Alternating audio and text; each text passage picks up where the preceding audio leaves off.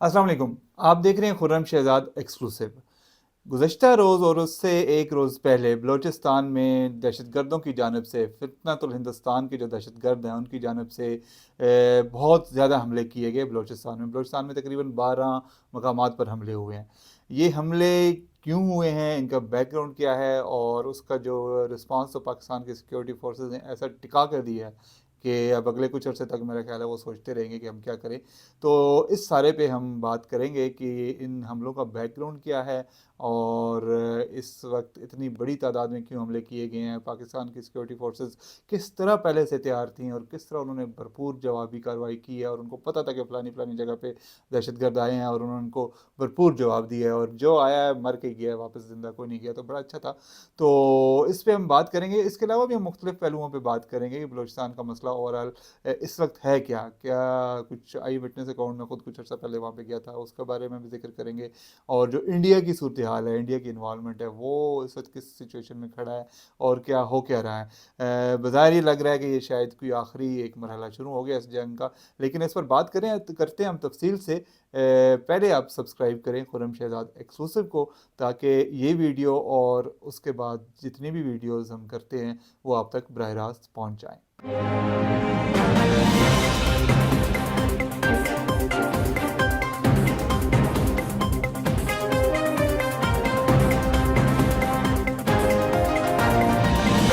गुज़श्ता रोज़ और उससे एक दिन पहले यानी कि 30 और 31 जनवरी को बलूचिस्तान के 12 मकामात पर बलोच दहशतगर्द जो हैं, जो कि फितनतुल हिंदुस्तान से उनका ताल्लुक़ है और इंडियन स्पॉन्सर्ड दहशतगर्द हैं, उन्होंने 12 मकामात पर हमले किए हैं। उन 12 मकामात में सरकारी हुकाम के मुताबिक कोयटा, मस्तूंग, नोशकी, दलबंदीन, खारान, पंजगोर, हरनाई, तंब, गवादर और पसनी के इलाके शामिल हैं। कोयटा में सरियाब रोड पर दलबंदीन एफसी हेडक्वार्टर पर भी उन्होंने खुदकुश हमला किया। और दिलचस्प बात यह है कि इस इन खुदकुश हमलों में कम से कम 2 ख़वातीन भी शामिल थी। 2 ख़वातीन ने खुदकुश हमले किए हैं। और ये जो बलोच दहशतगर्दों की एक है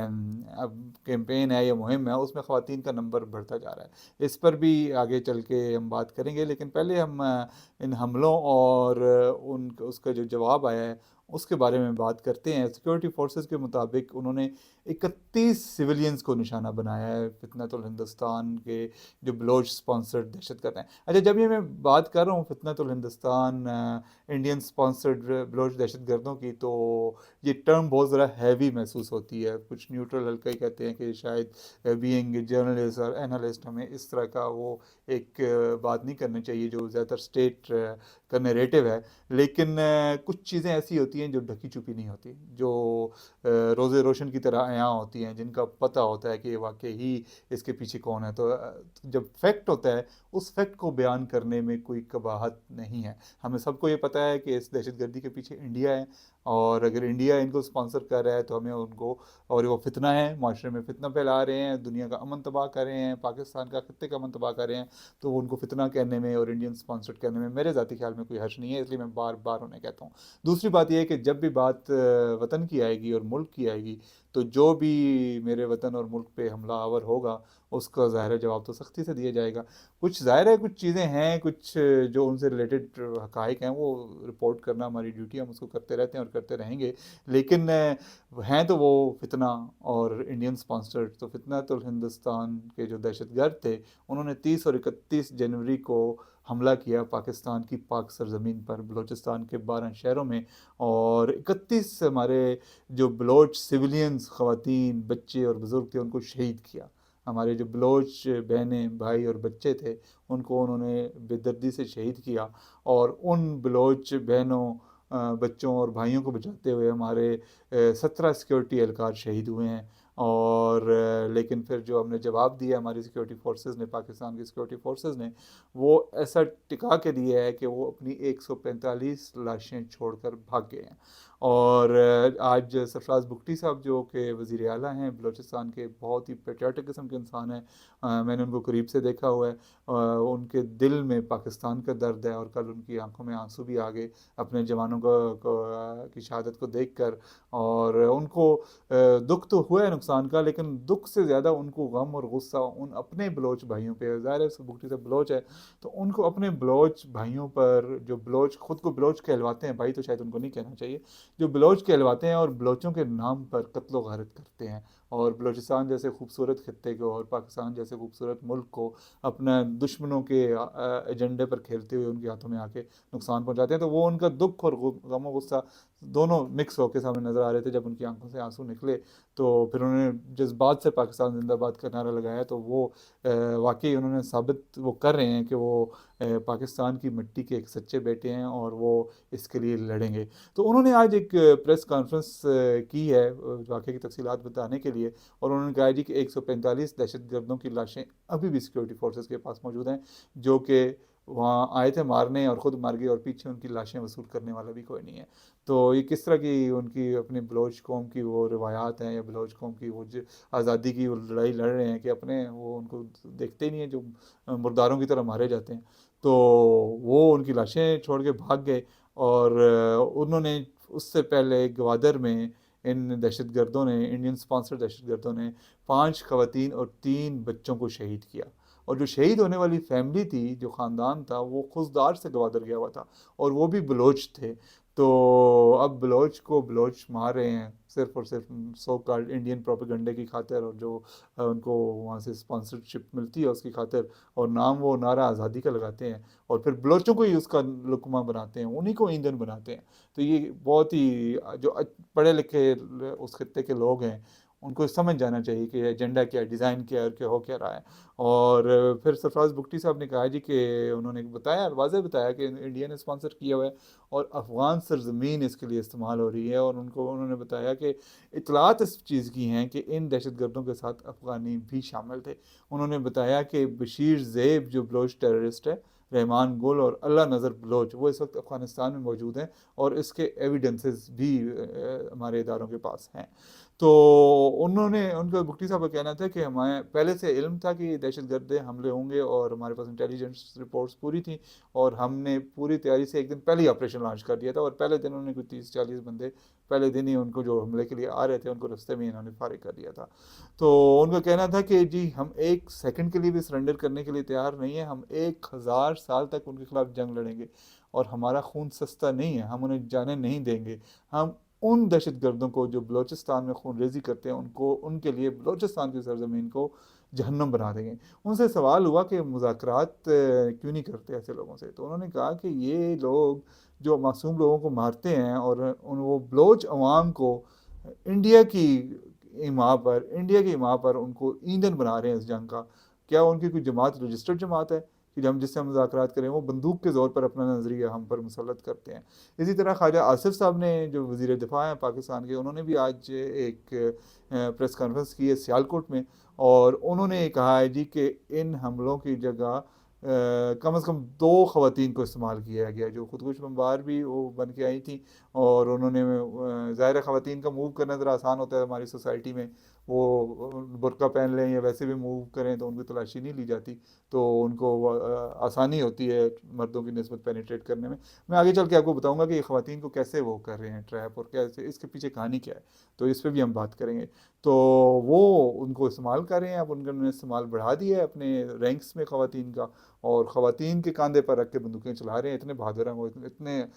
آزادی پسند اور جنگجو اور وہ حریت پسند خود کو کہلواتے ہیں، ایسے ہیں کہ جو خواتین کے پیچھے چھپ کے لڑ رہے ہیں۔ تو انہوں نے وہ کیا، تو اس پر خواجہ آصف صاحب کا کہنا تھا کہ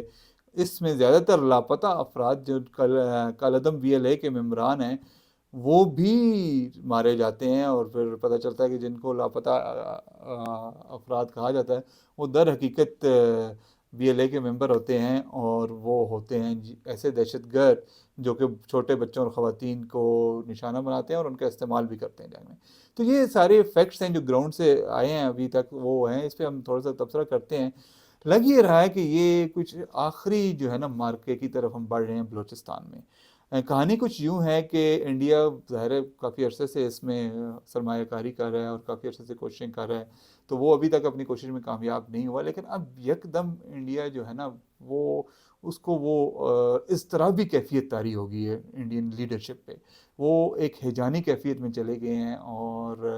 وہ بہت ہی بے چین ہیں پچھلے سال مئی کے بعد سے، کیونکہ جتنی ان کو جس مار پڑی ہے جس طریقے سے، وہ اب ان کا بس نہیں چلتا، اور کسی طریقے سے وہ داغ جو ان کے چہرے پہ سیاہ داغ لگ گیا ہے وہ اس کو دھو ڈالیں، لیکن اب وہ ان کا بس میں نہیں ہے، اگر وہ دوبارہ سے اٹیک کریں گے تو دوبارہ ان کے ساتھ ایسی ہوگی، کیونکہ پاکستان کی فورسز الحمدللہ تیار کھڑی ہیں، اور پھر اب وہ انہوں نے یہ ایک ڈیزائن تیار کیا ہے جی کہ چلو اس طرح براہ راست جنگ تو ہم نہیں کر سکتے، یا کم از کم اس وقت ہم اس پوزیشن میں نہیں ہیں کریں، ہو سکتا ہے کچھ مہینے بعد وہ چھیڑ بھی دیں، جس طرح کی خبریں آتی رہتی ہیں کہ مودی صاحب نے کہا جی آپریشن سندور ختم نہیں ہوا، ابھی جاری ہے، اور کسی بھی وقت دوبارہ حملہ کریں گے، تو وہ کر بھی سکتے ہیں، ان کے پاس اتنے پاگل پن کے شکار ہیں ان کی لیڈرشپ کے، ان سے کچھ بعید نہیں ہے، تو وہ ممکن ہے کہ وہ کر دیں، لیکن فی الحال وہ شاید یہ سمجھ رہے ہیں کہ فی الحال ہم اس طرف تو نہیں جا سکتے، تو ہم بلوچستان میں اس اسکیل پہ لے جاتے ہیں لڑائی کو کہ پتہ چلے جی کہ ادھر تو افراتفری ہے اور پاکستانی فورسز کے کنٹرول میں کچھ نہیں ہے اور یہ سارا کچھ ہے، تو اس لیے پھر انہوں نے ساری اتنی کوآرڈینیٹڈ جو ہے ایک کارروائی کی، اور مختلف شہروں میں ایک ہی وقت میں انہوں نے اٹیک کیے۔ ویسے آپ کو میں یہ بھی بتاتا چلوں کہ ایران میں بھی کچھ اٹیکس ہوئے ہیں، ابھی اس میں تفصیلات سامنے نہیں آئیں، لیکن اس کے ڈانڈے بھی غالباً ادھر ہی جا کے ملے، راک کی طرف اور انڈیا کی طرف، لیکن اس کی بھی زیادہ تفصیلات سامنے نہیں آئی، لیکن جب میں یہ بات کر رہا ہوں کہ اس کے ڈانڈے وہاں مل سکتے ہیں، تو اس کا بھی ایک بیک گراؤنڈ ہے، وہ آپ کو سب کو پتہ ہوگا کہ ایران اور امریکہ اور اسرائیل میں کے بیچ اس وقت کیا چل رہا ہے، اور آپ سب کو یہ بھی پتہ ہوگا کہ راہ جو ہے وہ اسرائیلی جو فورسز ہیں ان کی بی ٹیم ہے، تو وہ ہم اس پہ پھر کسی وقت بات کریں گے زیادہ فیکٹس کے ساتھ، لیکن آج کا میرا موضوع پاکستان کا بلوچستان ہے، اور اس میں جو کچھ ہو رہا ہے وہ ہے، تو وہ اس وقت انڈیا جو ہے وہ ظاہر افغانستان میں بھی ان کی فیوریبل کنڈیشن پیدا ہوئی، افغانستان میں ان کو گراؤنڈ مل گئی بہت زیادہ، ان کو سرمایہ لگانے کی، لوگوں کو رکھنے کی، ان کو ٹریننگ دینے کی، ایک پوری ان کو ان کے فیور میں چلی گئی صورتحال، اور وہ وہاں پہ کر رہے ہیں، تو وہاں سے ان کو لانچ کرنے میں آسانی ہوتی ہے۔ اب وہ یہ چاہ رہے ہیں کہ اس کو اتنا زیادہ اس محاذ کو گرم کر دیا جائے کہ پاکستان کی فورسز کو بہت مار پڑے، لیکن الحمدللہ جس کا اللہ ہے اس کو، جس کو اللہ رکھے اس کو کون چکے، ہمارے ساتھ اللہ ہے، ہماری فورسز دین کے لیے، ایمان کے لیے اور لوگوں کے لیے لڑتی ہیں، وہ کوئی ان کی کوئی ایسی طرح کے نیفوریس ڈیزائنز نہیں ہیں کہ وہ کوئی غلط قسم کے کاموں کے لیے یا ایک دہشت گردی پھیلانے کے لیے کریں، تو الحمدللہ ہمارا نہیں کچھ بگاڑ سکتے، ہاں چھوٹی موٹی کاروائیاں آئیں گے، کارروائی کرنے کی کوشش کریں گے اور مر کے چلے جائیں گے، ٹھیک ہے، تھوڑا بہت نقصان ٹھیک ہے ہوتا ہے، جب بندے کو آپ اچانک سے سرپرائز ایک اٹیک کر دیتے ہیں تو اگلے تیار نہیں ہوتے، تو کچھ نقصان تو ہوتا ہے، لیکن الحمدللہ ہماری سیکورٹی فورسز نے اس کا بڑا اچھا جواب دیا ہے، انہوں نے چن چن کو مارا ہے، جہاں جہاں مار سکتے تھے مارا ہے۔ تو اب صورتحال یہ ہے کہ انڈیا تو اس طرح بے چین ہو کے جناب آیا پڑا ہے، لیکن ادھر ہمارے جناب فیلڈ مارشل صاحب ہیں جنرل سید عاصم منیر، جن کا فارمولہ ہے ہارڈ اسٹیٹ، اور وہ ہارڈ اسٹیٹ بن کے ہر چیز کو ڈیل کر رہے ہیں، اس میں کچھ وہ غلطیاں بھی میری نظر میں کر رہے ہیں، کچھ ایسے اقدامات اٹھا رہے ہیں ود ان دا کنٹری جو ان کو نہیں اٹھانے چاہیے، ہر چیز کو ہارڈ اسٹیٹ کی لپیٹ میں لے کے جا رہے ہیں جس کا نقصانات بھی ہو رہے ہیں، لیکن ایز فار ایز عسکری کارروائیاں کنسرن ہے، جنگی میدان کنسرن ہے، تو وہاں پہ ان کی پالیسی کافی کامیاب جا رہی ہے، اور وہ کافی زیادہ جو ہے وہ اچھا رسپانس دے رہے ہیں، اور ان کے اس رسپانس کی وجہ سے ہماری فورسز تیار تھیں، اور انہوں نے ان اٹیکس کو بڑے اچھے طریقے سے ہینڈل کیا اور دہشت گردوں کو مارا۔ اب ایک تو یہ ہے کہ جی محاذ گرم ہے اور انڈیا چاہتا ہے اور ہم تیار ہیں اس کے لیے، تو اگر یہ آخری مارکا ہے تو آخری سے ہی، تو پاکستان تو تیار کر بیٹھا ہے کہ پاکستان تو ان کو مٹا دے گا، پاکستان کے پاس اب اکوپمنٹ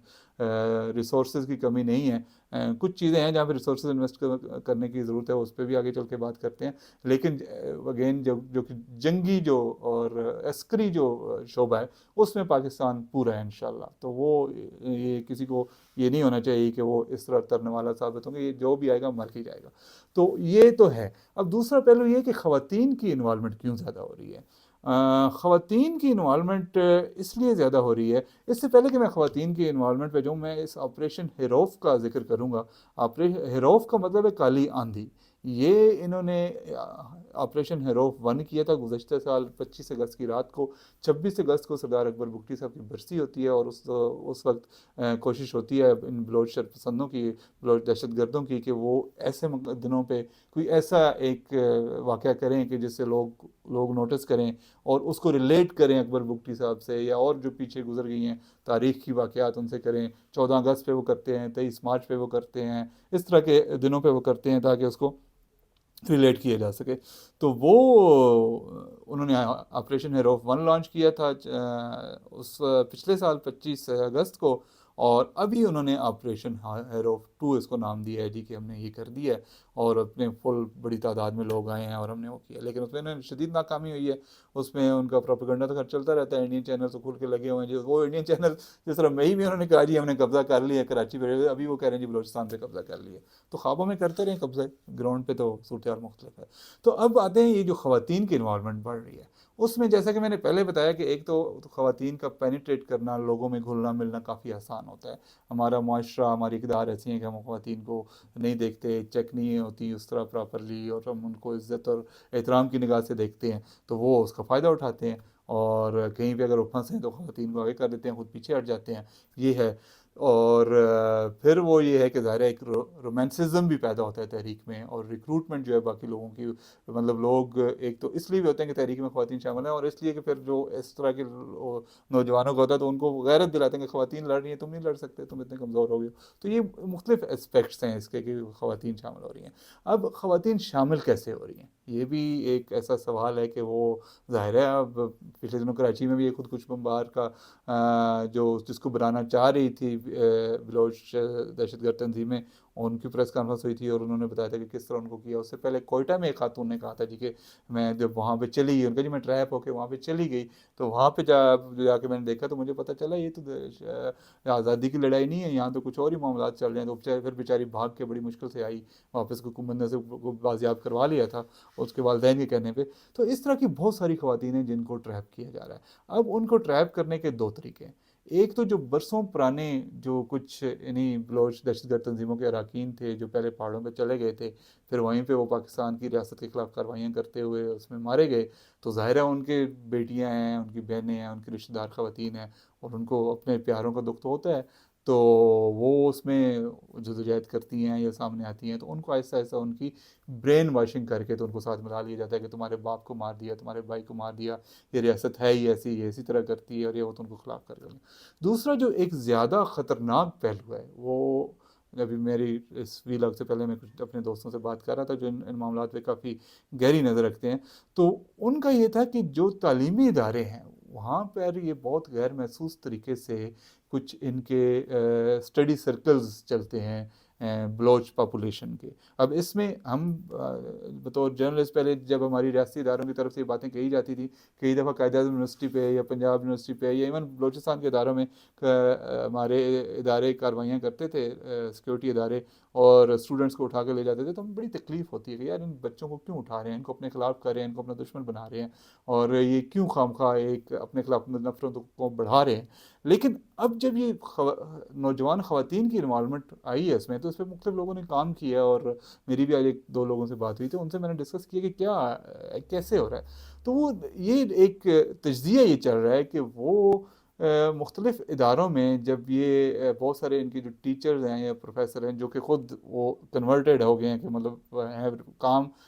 ملازمت پاکستان کی کر رہے ہیں, ریاست پاکستان کی کر رہے ہیں, اداروں میں کر رہے ہیں, لیکن وہ ذہنی طور پہ وہ دہشت گردوں کا ایجنڈا انہوں نے بائی کر لیا ہے. تو وہ انفلوئنسڈ ہیں, اور وہ پھر ایسے ہی اپنے ہم خیال لوگوں کو, نوجوانوں کو, لڑکے لڑکیوں کو, ان کو بٹھا کے ان کو لٹریچر اس طرح کا پڑھایا جاتا ہے جس سے وہ موٹیویٹ ہوتے ہیں, اور آہستہ آہستہ ان پہ کام کرتے کر کے ان کی برین واشنگ کرتے کرتے ان کو پھر وہاں سے نکال لیا جاتا ہے. جس طرح میں نے بتایا پہلے 1-2 خواتین, ایون مارنگ بلوچ جو ہے وہ بھی اسی طرح کا وہ ان کا کوئی بیک گراؤنڈ ہے, اگرچہ وہ بہت سارے لوگ کہتے ہیں, میں بھی میرے پاس ایسا کوئی ایویڈنس نہیں ہے کہ میں کہوں کہ مارنگ بلوچ واقعی ہی دہشت گرد ہے یا دہشت گردوں کے ساتھ. یہ اسٹیٹ کا ایک نیریٹو ہے ضرور ہے, وہ کہتے ہیں کہ یہ بی ایل اے کا پولیٹیکل ونگ ہے یا سوشل ونگ ہے,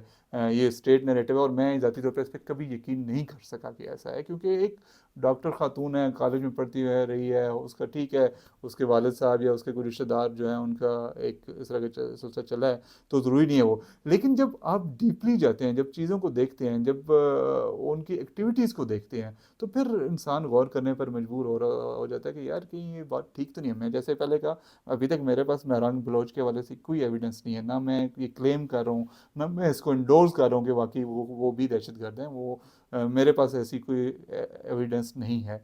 لیکن چونکہ ایک ریاستی اداروں کا بیانیہ ہے تو ہم ظاہر ہے ریاستی ادارے پاکستان کے لیے لڑ رہے ہیں، پاکستان کی ان کی ذاتی جنگ تو نہیں ہے، پاکستان کی جنگ ہے، اور اگر وہ ایک بات کر رہے ہیں تو کسی بیسس پہ کر رہے ہوں گے، تو اس لیے تھوڑا بہت ویٹیج اس کو دینا پڑتا ہے، اور پھر جب اس طرح کے واقعات آتے ہیں تو وہ پھر انسان غور کرتا ہے کہ یہ ہے، تو یہ ایک خطرناک کھیل جو ہے وہ کر رہے ہیں اس وقت بی ایل اے وغیرہ، اور خواتین کو سامنے رکھ کے لے کے آئے ہیں، اور دوسرا ان کی کوشش ہے کہ آخری مارکہ بنایا جائے، لیکن بنے گا نہیں۔ ایک جو میں ایک اور بات فائنل غالباً کرنے والا ہوں، میں پچھلے سال بلوچستان گیا تھا، پچھلے سال اپریل میں، 2025 کے اپریل میں، میں گوادر میں تھا، اور پھر گوادر کے کچھ قریبی علاقوں میں گیا، تو پنجگور بھی گیا، اور گوادر میں کافی میں گھوما پھرا، کافی میں نے وہاں پہ سٹوریز بھی کی اور لوگوں سے ملا جلا بھی۔